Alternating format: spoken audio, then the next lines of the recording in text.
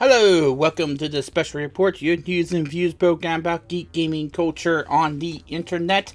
Coming up in the show today, we're going to talk about the E3 press conference from Sony, who had just concluded their showing of everything that they were working on, and pretty weird press conference to say the very least. We're going to talk about what they did, and because we are doing it lately, the OC Remix track of the day. My name is JD Shadow, and the special report starts now. The Sony E3 press conference has concluded from Sony as of the time that I'm recording this. And let's be quite honest, Sony has been the outlier in these E3 press conferences lately. They're not doing what Nintendo's doing with the Nintendo Direct, which is a pre-recorded thing at the E3 show, but they have been thinking outside the box lately when it comes to these E3 press conferences, and this time is no exception. They've been taking great care to have the big dogs on the stage, meaning the big coats, the people, the CEOs, and the talking heads of Sony telling you, hey, we're doing this and doing that. They have been doing this thing where they've been just letting the games do the talking. And they are taking it a step further in this E3 press conference. With the very first thing you see is them in a tent. And the first thing that we are thinking about is the reveal of the Xbox One, to be quite honest with you. It wasn't that a disaster and a half. Fortunately, that wasn't what happened. They were talking more about the journey of a game, the story, and how you get immersed in all of that.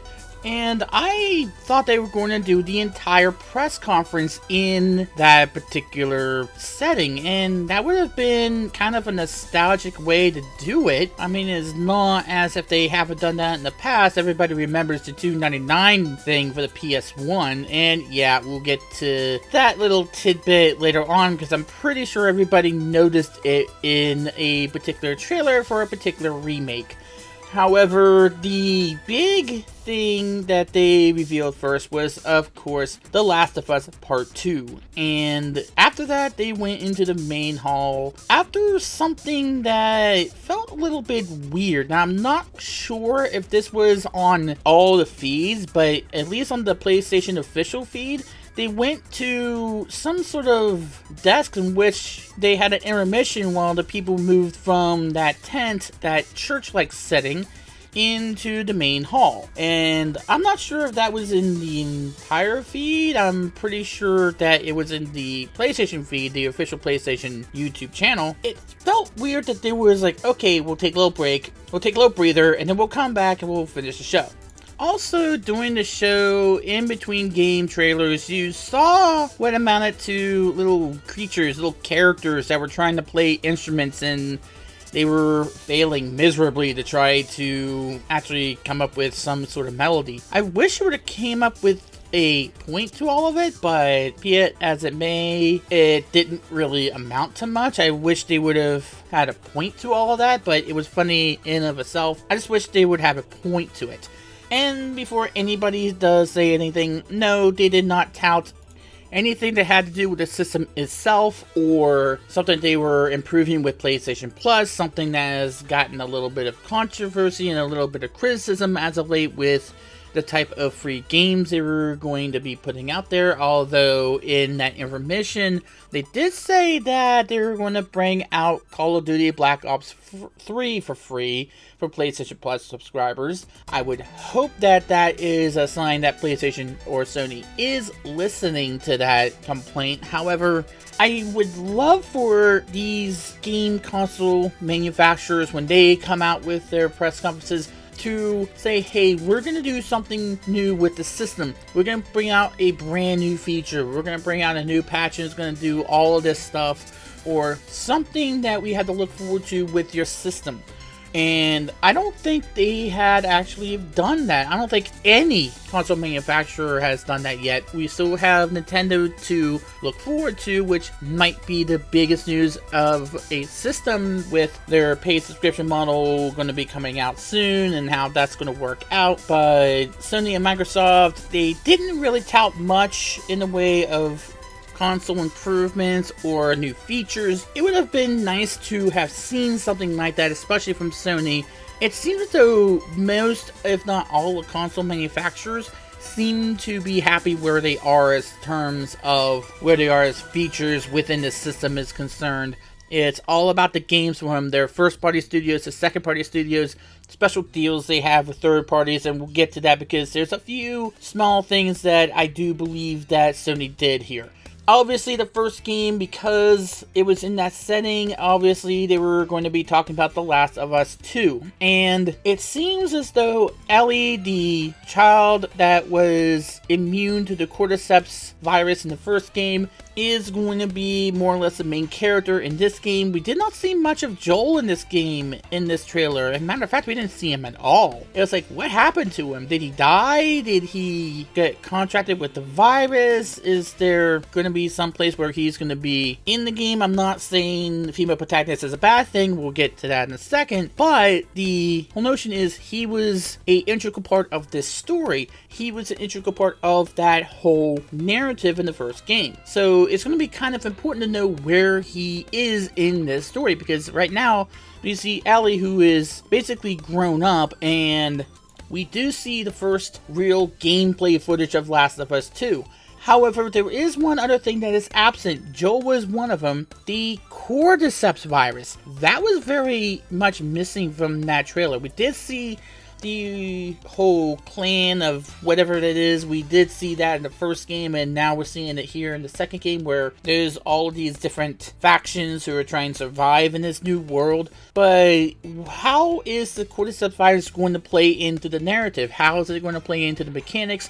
I do believe that one of the things that they heard, the faction heard before they spotted Elle, was something like a clicker or something like that. Where does that play into the story? How does all of it play into the main narrative of trying to find a cure for the virus? Because remember, Ellie has the antivirus basically, and they didn't really get it out of her or whatever it was supposed to be. I would love to have seen more of how are those two things going to intertwine into the story, but they didn't show much about what the story is going to be, how the story is going to play out. Of course, spoilers, of course, we're going to talk about that.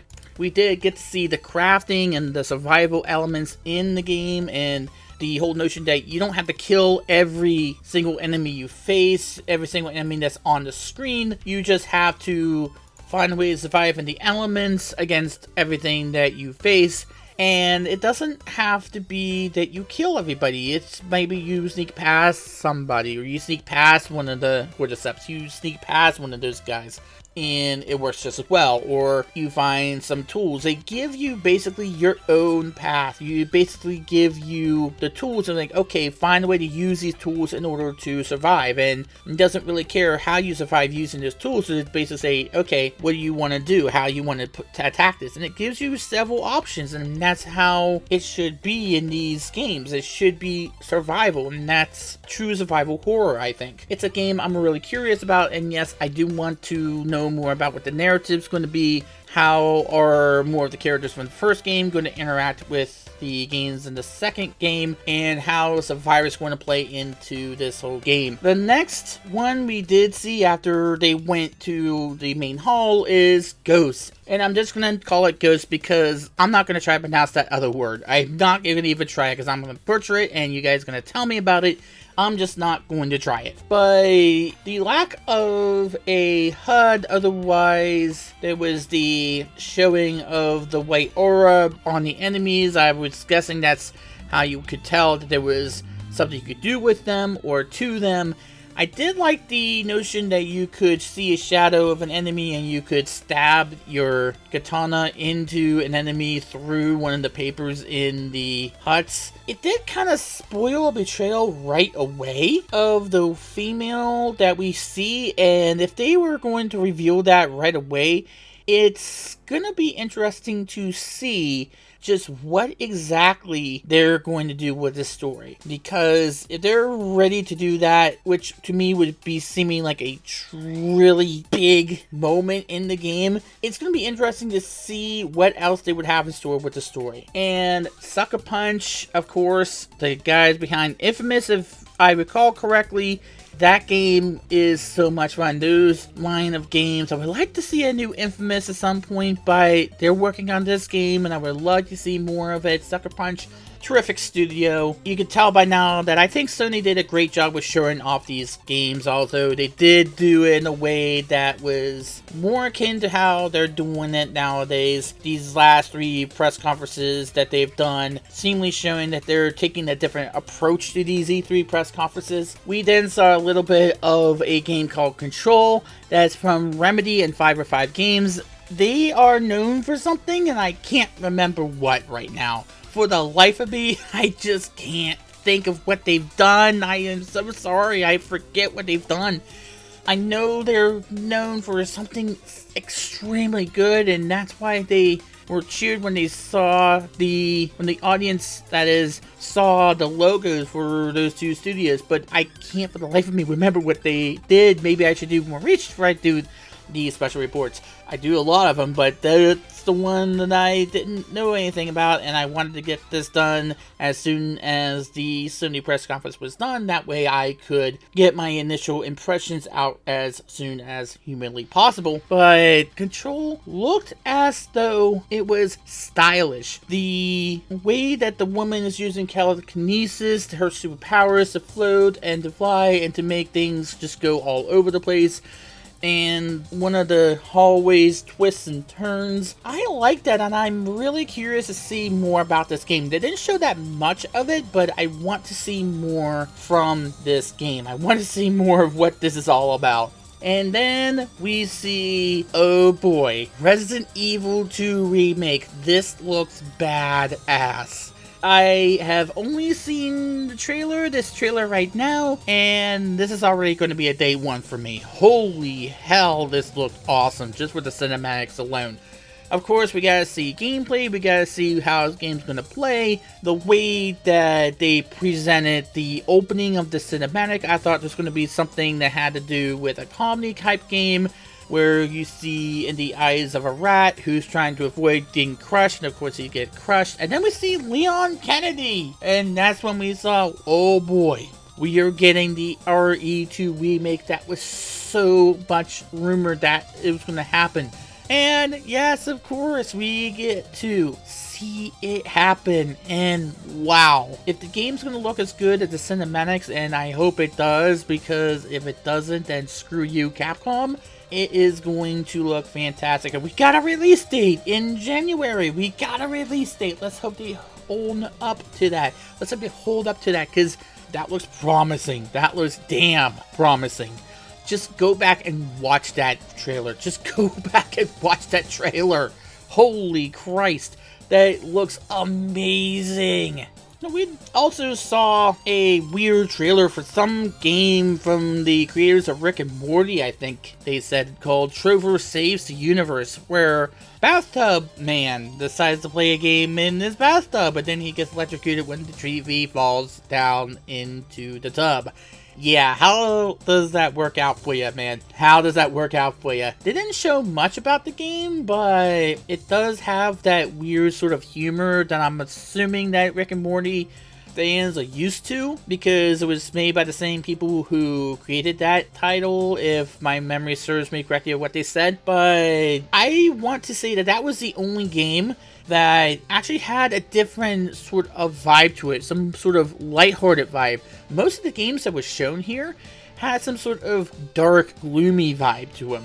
And I would like to see Sony go more in the direction of, you can still do some of the more dark and some more serious stories, but go a little bit more lighthearted every once in a while. We do need some more of that comic relief, and I do believe that Sony is going down that little path, going down that tunnel-minded path, where, okay, you have to break up that monotony. It's like Microsoft is being the Joss Whedon and Sony's becoming Zack Snyder in a way.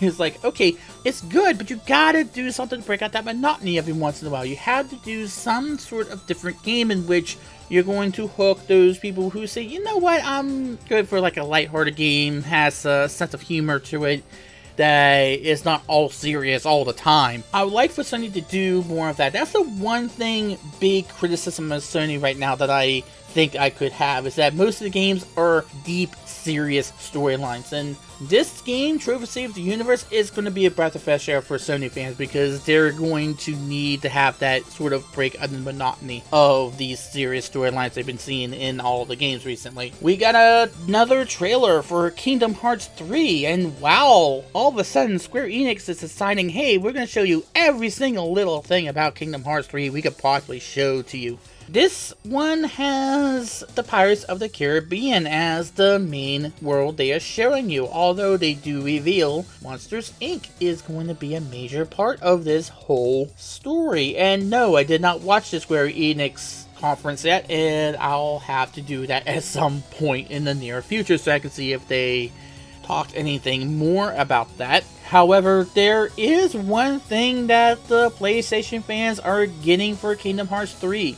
First of all, a PS Pro exclusive limited edition design, which looks kind of nice. But then they showed something else, which is the 2 remixes and the 2.8 remixes and Kingdom Hearts 3 all in one collection, exclusive for the PS4. Did they throw PlayStation 4 owners a bone? Because remember, this is going to be on the Xbox One as well, but PlayStation fans were playing it long before Xbox One fans are going to get their hands on a Kingdom Hearts game on their system. I would have to say that those people who already bought those games for the PlayStation 4 are going to be kind of mad that, hey, we're going to get the chance to buy that and Kingdom Hearts 3. I'm not sure how that's going to work, if they're going to exclude maybe 1.5 or 2.5. They did say all of them are going to be in one collection, so we'll see how Square Enix plays into that, see how they handle that. But maybe they can also handle the next game, which is, what the hell is this game? And of course we're talking about Death Stranding, the Hideo Kojima game that we still don't know what the hell is even about. We did get more along the lines of, is this gameplay? Is this an engine? Is this a cinematic? What exactly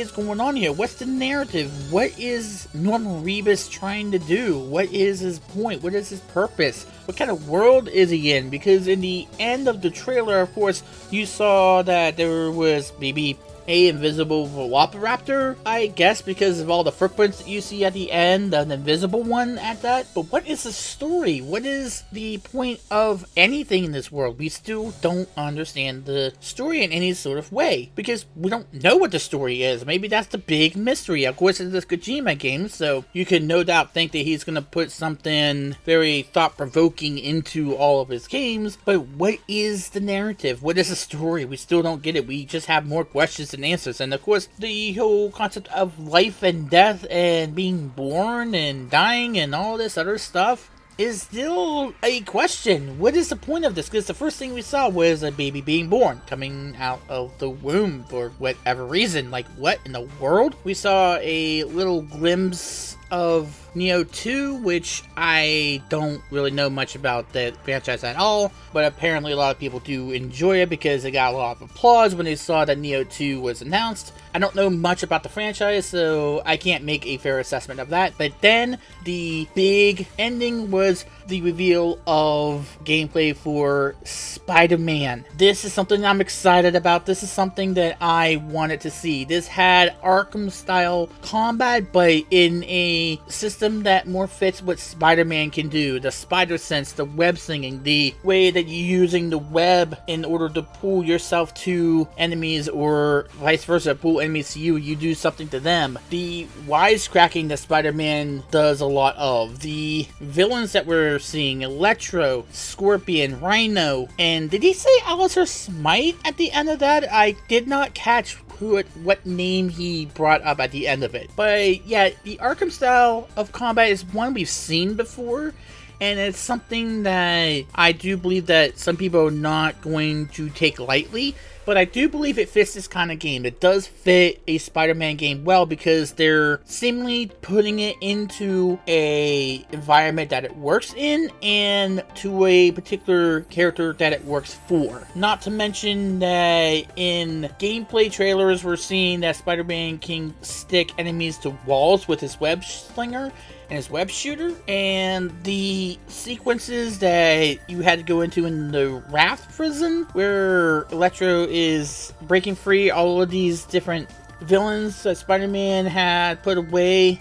Yeah, I think this is going to be a game I want to see, and it's going to be not a long wait, although I do think that some people are going to be frowning at the Arkham style of combat because we've seen it so many times. But I do believe that it's going to work in this environment. Let's not see him screw up. Let's hope they get it right there. And then the Sony conference just abruptly ends. Like, okay, thanks, bye.